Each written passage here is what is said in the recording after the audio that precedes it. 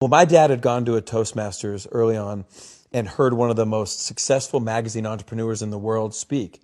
He comes back and tells me, I just had a chance to hear one of the most successful magazine entrepreneurs in the world speak. And he said, when are you taking your SAT? I said, I'm taking it next year. He said, well, this guy was failing out of high school. He was struggling. He was raised by a single mom in the Midwest, but he promised his mother he would take a test called the SAT. So he takes the SAT in May, his junior year, doesn't expect anything, gets his score back in June. Now the SAT, which I don't know how many your population know, but it's a standardized test with a math part and a verbal part. Both are scored out of 800 points. Well, this guy takes it. He's bombing. He's failing out of school. He doesn't expect anything as he's telling the story at Toastmasters.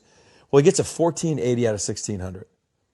So he's stunned, right? That would be for the smart people that listen to your podcast. Insane, yeah. Right, cognitive dissonance. Right? I got a 900 on my SATs just to give people a frame. Right, and I got a 990, excuse me. And I got a 1010, right? I was just, hey, 4 digits. It was a miracle, right? But it's a hard test, and it's a variety of different things. So he gets the score, and his mother, doing what any mother would do, knowing her kid, says, "Did you cheat?"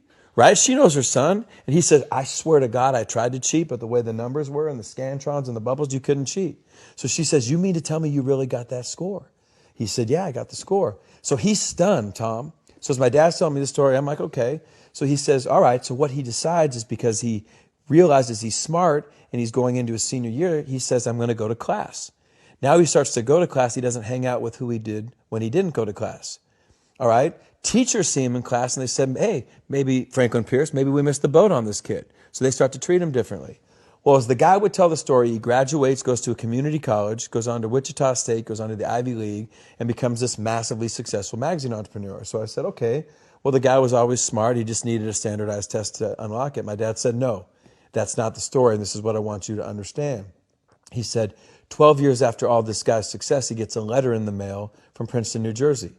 Doesn't think anything about it. The next day, his wife says, you're going to open it. He opens it. True story, turns out the SAT board will periodically review their test-taking procedures and the policies. The year he took the test, he was one of 13 people sent the wrong SAT score. His actual score was a 740 out of 1,600. And he said, people think my whole life changed when I got the 1480. But what happened? My whole life changed when I started acting like a 1480. And what does a 1480 do? He goes to class.